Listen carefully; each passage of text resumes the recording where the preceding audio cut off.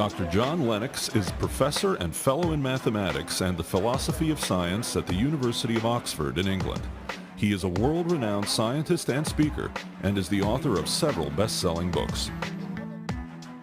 Our topic this morning is the origin of life, and I want to treat it at the level of the public understanding of science, because from Darwin to Dawkins, people wrote mercifully at the level of trying to convince the lay person. And I actually think this stance is important because, of course, the cultural battle is a battle for the mind and for the heart of the ordinary thinking person. And it's perhaps helpful when we're thinking in terms of worldviews to realize that what's clashing in the academy goes right back to ancient Greece and before. There were the atomists, brilliant men like Democritus and Leucippus, who hit on the idea of the atomos, something that cannot be cut, that cannot be divided. And their view of the universe was that it consists of two things, the atoms and empty space. And as the atoms cascaded through empty space, they produced galaxies, they produced planets, they produced the world. Eventually, they produced life, consciousness, and human beings. On the other hand, at the same time, there were those that said, no, there's more to it than that. And they include Socrates, Plato, and Aristotle for a start. There is transcendence. There's something more. There's plan. And so barreling up through history to us in the current day are those two worldviews which crystallize now into materialism and theism.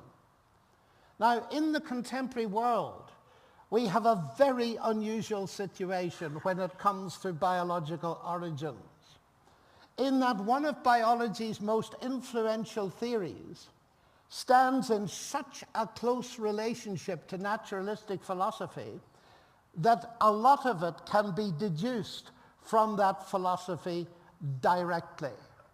You see, if I wear my materialist hat and immerse myself in Lucretius, and then I'm asked to say, how did life originate?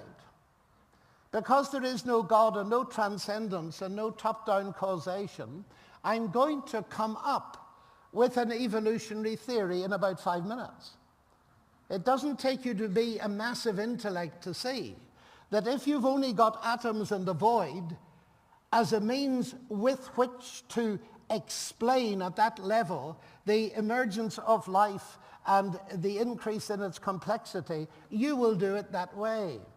Now, what is most interesting is that no other field of science can you do that with. There is no worldview that I know of from which you can deduce Newton's equations or Einstein's equations. But there is a worldview from which you can deduce evolutionary theories. Now, of course, that does not necessarily mean that they are wrong, but it does mean that you are dealing with a highly unusual situation where if you are a priori committed to the philosophy, it is almost bound to influence the way in which you approach the question in your science. There can be, and it's obvious to me as an outsider looking in, that there is so much a priori philosophical pressure from the reigning naturalistic paradigm that aspects of the theories may not be subjected to the wide-ranging, rigorous, self-critical analysis which is or should be characteristic of all science. Robert Reid recently added two question marks over the efficacy of natural selection in a comprehensive work entitled Biological Emergence, Evolution by Natural Experiment. And he says this: since neo-Darwinists are also hypersensitive to creationism, they treat any criticism of the current paradigm as a breach of the scientific worldview that will admit the fundamentalist hordes, Consequently, questions about how selection theory can claim to be the all-sufficient explanation of evolution go unanswered or ignored. That is a remarkably honest statement. He's saying that bias against any kind of influence of a creator has reduced the critical level in the scientific analysis of various aspects of origins theory. And according to a major review of that book, Reid argues convincingly that the selectionist paradigm is a conceptual dead end for understanding innovation, since it mistakenly views natural selection as a creative force in evolution. And you will have heard Doug Axe fill that out very ably yesterday afternoon. James Shapiro, who's already been quoted in this conference, makes a similar point. In the context of earlier debates about evolution, insistence on randomness and accident is not surprising. Here's how Shapiro analyzes it. It springs from a determination in the 19th and 20th centuries on the part of biologists to reject the role of supernatural agent in religious accounts of how diverse living organisms originated. Shapiro goes on to say that whereas that determination fits within the naturalistic boundaries of science, the continued insistence on the random nature of genetic change by evolutionists should be surprising in light of the current empirical evidence. So what's being hinted at there is a clash between the empirical evidence and the naturalistic paradigm within which science is being done. Now that could lead us into a major discussion as to what exactly we mean by science. Now this is a crucial question in this whole debate. De Duve, who won the Nobel Prize for his work on the origin of life, says this: scientific inquiry rests on the notion that all manifestations in the universe are explainable in natural terms without supernatural intervention. Strictly speaking, this notion is not an a priori philosophical stand or profession of belief. It is a postulate, a working hypothesis that we should be prepared to abandon if faced with facts that defy every attempt at rational explanation. Many scientists, however, do not bother to make this distinction, tacitly extrapolating from hypothesis to affirmation. They are perfectly happy with the explanations provided by science. Like Laplace, they have no need for the God hypothesis and equate the scientific attitude with agnosticism, if not with outright atheism. Now, what is very interesting about that is the admission that for all practical purposes in de Duve's mind, the scientific method is out and out naturalistic.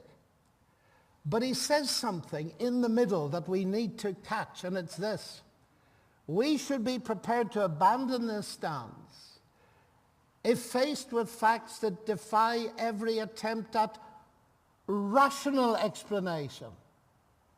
So what he's doing is equating science with rationality. Now that is a very, very serious error. If you equate science with rationality, you'd have to close half the faculties of the universities in the world, wouldn't you?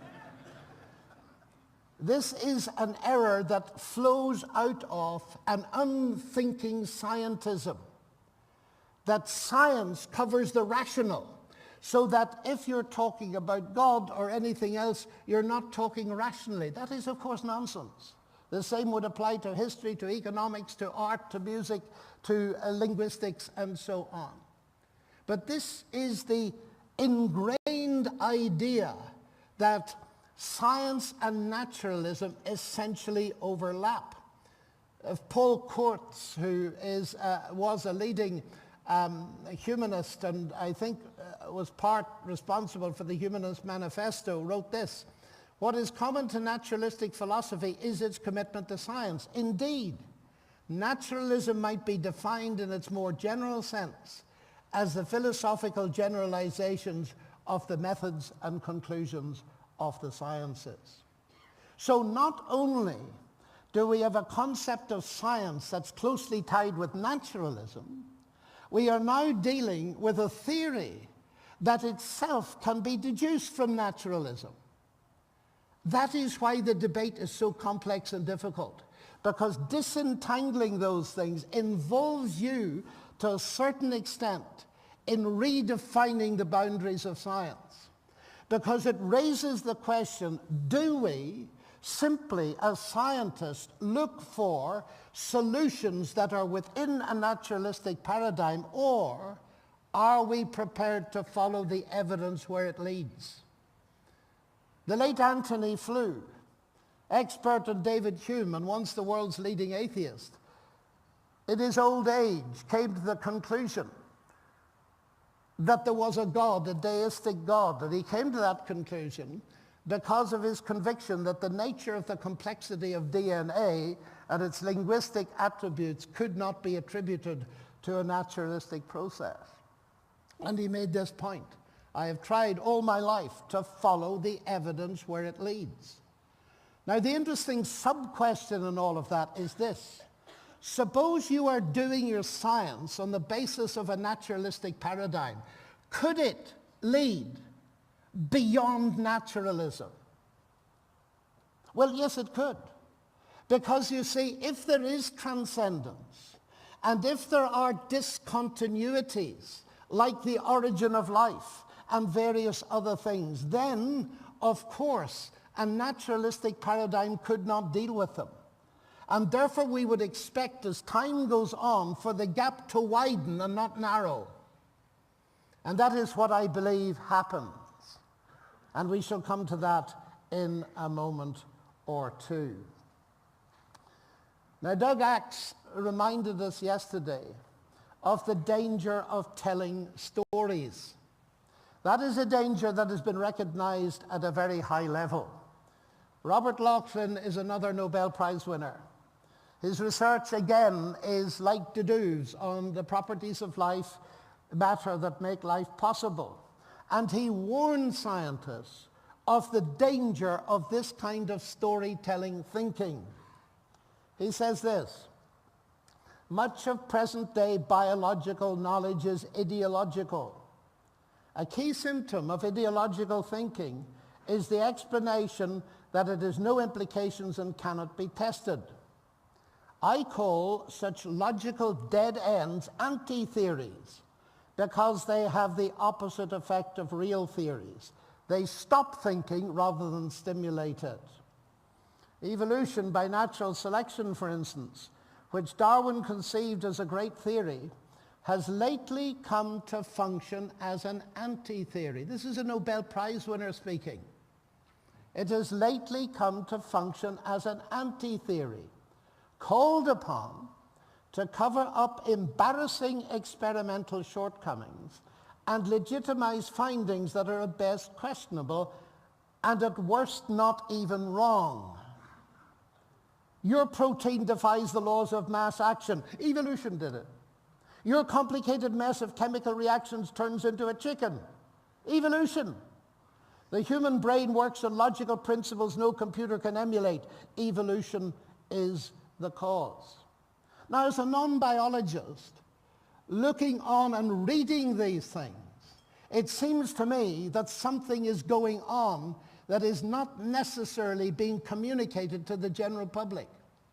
If a Nobel laureate is calling these kinds of notions anti-theories in their storytelling, what actually is happening is a classic evolution of the gaps. In other words, where you don't understand it, you simply say evolution did it. And that is as dangerous and perhaps even more widespread than the famous God of the gaps. I can't explain it, therefore God did it, which of course I reject. Now, what point have we landed at? There is a reigning naturalistic pressure, a paradigm, within which science has got to be done. And if you step outside of that, you are in trouble. And yet, there are people in prominent positions who are beginning, at least tentatively, to push the boat out a little bit. A prominent atheist professor of philosophy, Thomas Nagel, is one of those courageous people. Now he writes this: the purposes and intentions of God, if there is a God, and the nature of his will are not possible subjects of a scientific theory or scientific explanation. But, and here comes the key sentence, that does not imply that there cannot be scientific evidence for or against the intervention of such a non-law governed cause in the natural order. Now that's an astonishing admission by a leading philosopher. It's not an admission, actually, it's a conviction to which he has come. In other words, what he's saying is this, that science as we commonly think of it can produce evidence that there has been intervention by a non-law governed intelligent agency. He bases his conviction, very interestingly, on the reading of such books as Michael Behe's Edge of Evolution.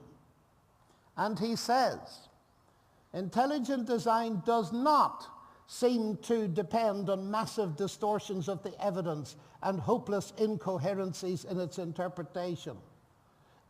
It is not based on the assumption that it is immune to empirical evidence. And he says that for a long time, he has been skeptical of the claims of traditional evolutionary theory to be the whole story about the history of life. He reports that it is difficult to find in the accessible literature the grounds for these claims, and I would agree entirely with him. It is his view that the presently available evidence comes nothing close to establishing the sufficiency of standard evolutionary mechanisms to account for the entire evolution of life. So there are cracks beginning to appear at a high level because people are beginning to realize that naturalistic philosophy in this area has an immense influence. Now, I mention this because it's important to realize that for 99.9% of science, the naturalistic philosophy plays no role whatsoever. If I'm teaching algebra in Oxford, my worldview is irrelevant. If I'm teaching calculus likewise, or if we're teaching Einstein's equations and so on. It is only in this area where it can play a significant role. And we mustn't lose our sense of proportion on this. But because we're dealing with one of the most important topics in the world, it is exceedingly important that we factor in the fact that naturalistic presuppositions now come into serious play. Now, the interesting thing, taking a side reflection on what I've just said, is that people like Peter Atkins, Richard Dawkins, and Daniel Dennett argue that there is strong scientific evidence for atheism. Now, that is very significant because it means that they are prepared to make a scientific case for a metaphysical position. So they, of all people, have no grounds whatsoever for objecting to others like myself using scientific evidence to support the opposing metaphysical position of theistic design. Now, one of the interesting things is this. We have come to live in a world where we are approaching the construction of life, or at least bacteria. And it leads me to just think, for a little bit of light relief for the moment, of a thought experiment.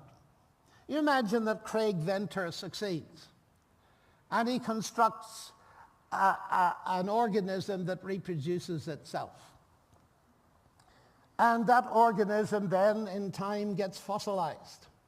and Craig Venter and the whole civilization disappears. So a future generation now comes to investigate these fossils. If they're still operating under a naturalistic paradigm, they'll get it wrong, won't they? They will conclude, by definition, that what they've discovered is linked with everything else in a tree of common descent through natural unguided processes, but they'd be completely wrong. Because anything that is created by intelligence is by definition blind, cannot be seen by glasses which are coated with naturalism. Now that is very important. I've mentioned this little thought model before and tried to engage Richard Dawkins unsuccessfully on the matter. Now, you see, that shows us where the problem really lies. It may just be that some brilliant experimenters analyzing this fossil says, look, this is not connected with something else, and we know that centuries ago people became capable of designing this. I think this is a designed piece of life. And they'll do that within science. Why? Because they will still conclude that ultimately in the chain that goes back and back, that life is still ultimately the product of natural unguided forces.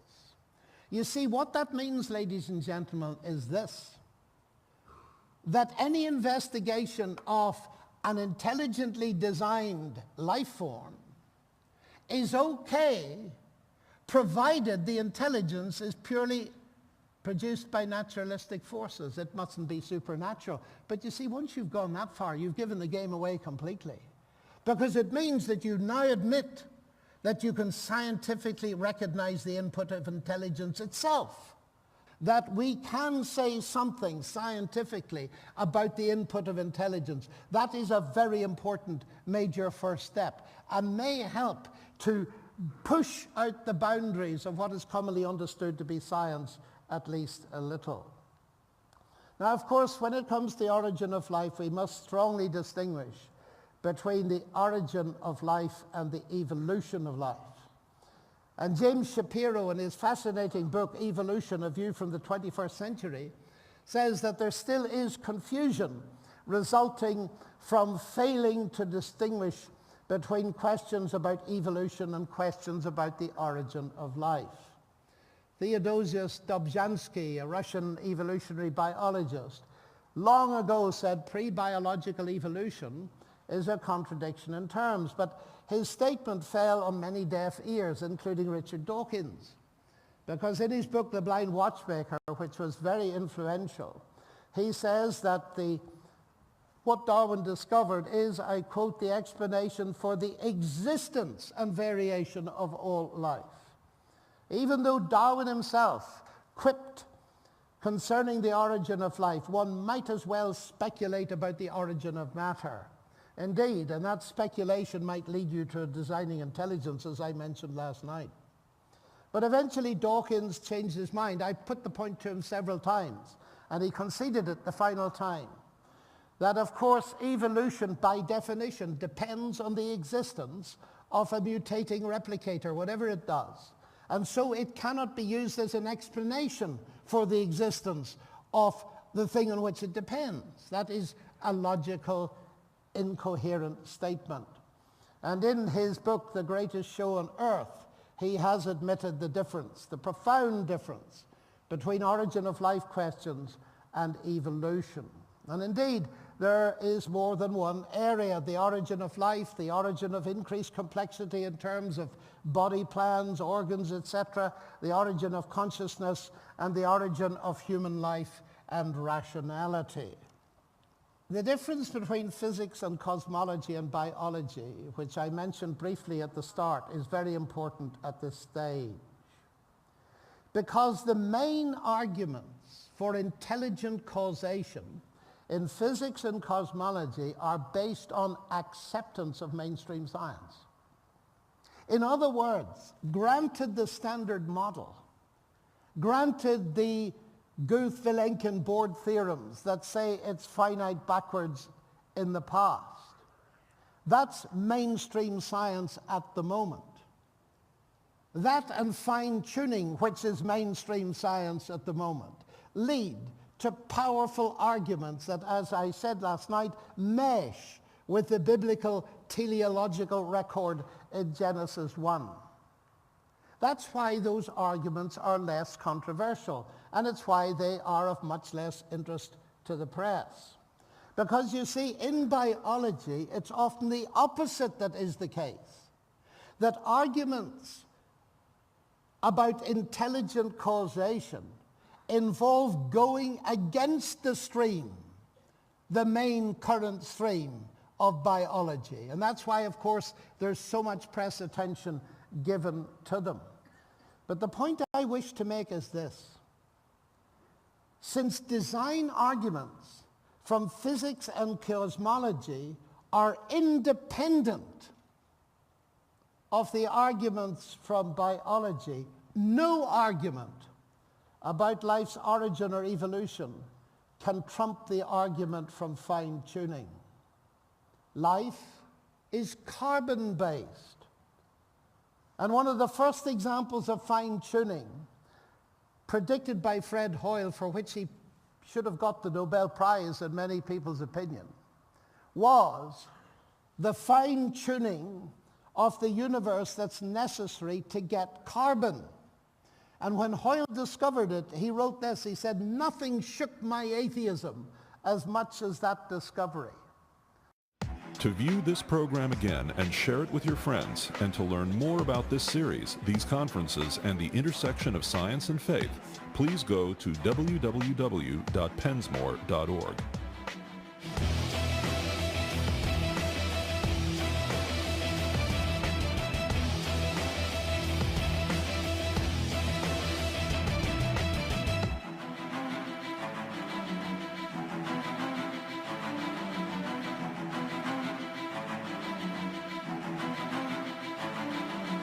The proceeding was brought to you by the Pensmore Foundation and NRB TV.